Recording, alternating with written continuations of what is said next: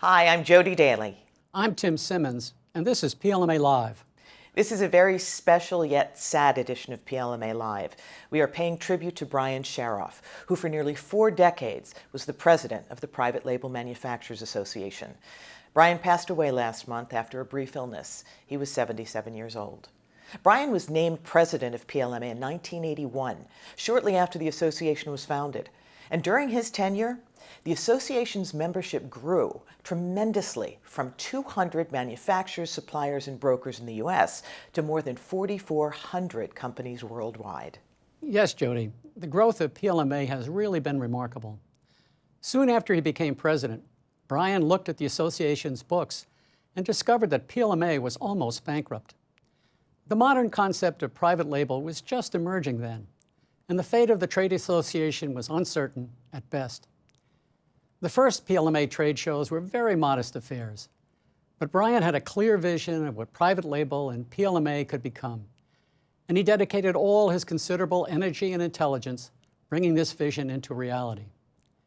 A few years ago, I interviewed Brian in our video studio, and he talked about how PLMA and his vision for it had evolved over the years. How has your job as PLMA president changed over the past 3 decades or so?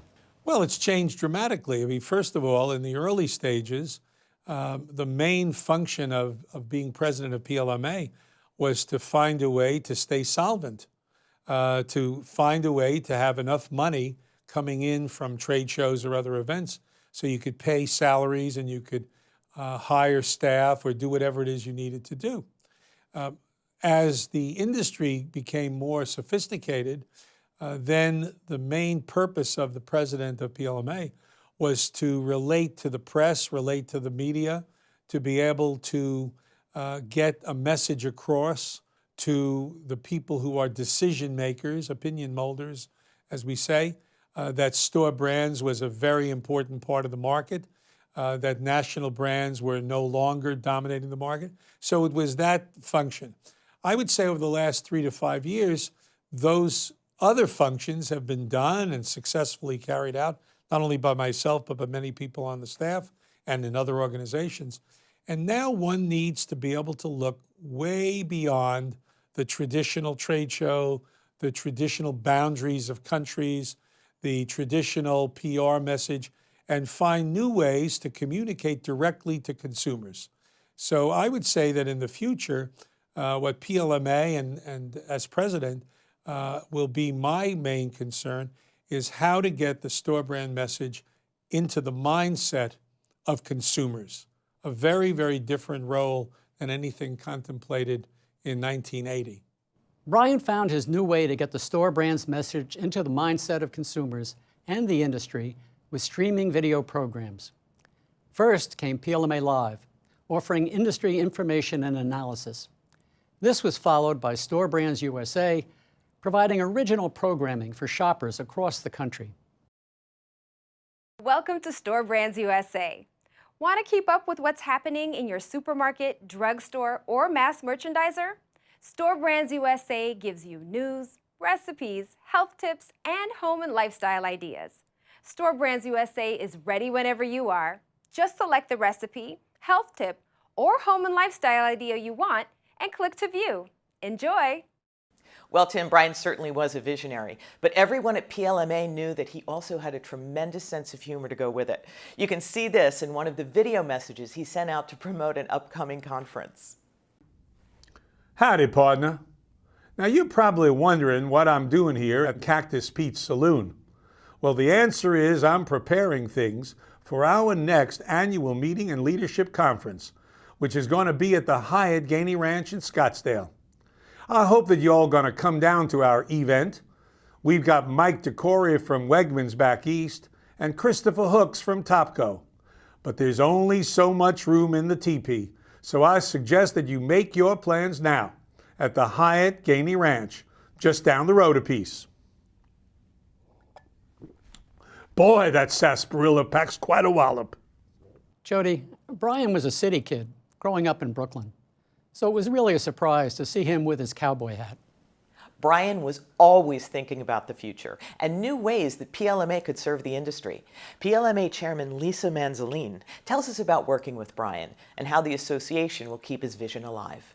Brian's sudden passing has left many of us in the PLMA family with a deep void in our heart. Under Brian's focus and dedication, PLMA grew from somewhat humble beginnings at the start to become a vital and essential resource for suppliers and retailers around the globe.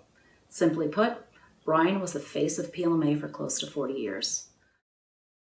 One of the many areas I enjoyed working with Brian on was putting together the communication and promotion for the annual PLMA trade show in Chicago. Brian always understood the importance of suppliers and retailers working to forge a strong business partnership in order to become leaders in the industry through product development and innovation. In discussing the objectives for PLMA 2020 with Brian, he always had his eyes on the future of the industry and the need to emphasize new avenues for collaboration between both parties. I'm thankful that Brian put into place an incredibly strong team at PLMA. In the weeks and months to come, the board of directors and the entire PLMA staff will be working very hard to make sure the association's 2020 trade shows, conferences, and programs will be more successful than ever in honor of Brian's legacy. It is my hope the memory of Brian will continue to be a source of strength and blessing to all of us. Thank you. Now we'd like to show you a brief video looking back at Brian's career at PLMA.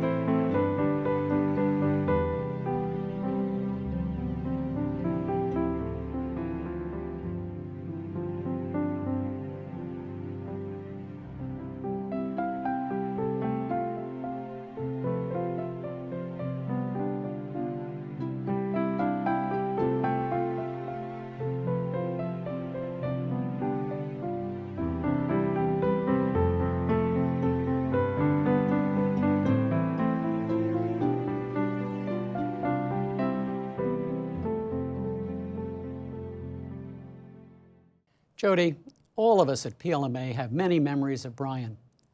I first met Brian about 30 years ago. I was a new editor at Supermarket News, and Brian asked if we could have lunch to get to know each other. I was a little nervous because I didn't know much about either private label or PLMA.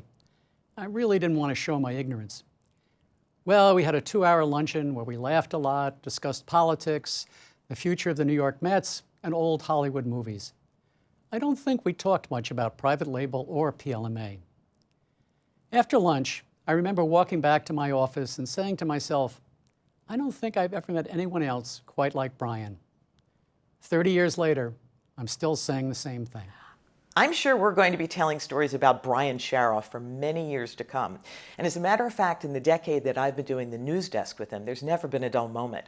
As a matter of fact, our producer Sonia would come up between takes all the time and either adjust my jacket or his tie, and she'd say, "Are you comfortable?" And he'd say, "I make a living."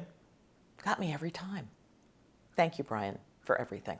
And thank you all for watching this very special edition of PLMA Live.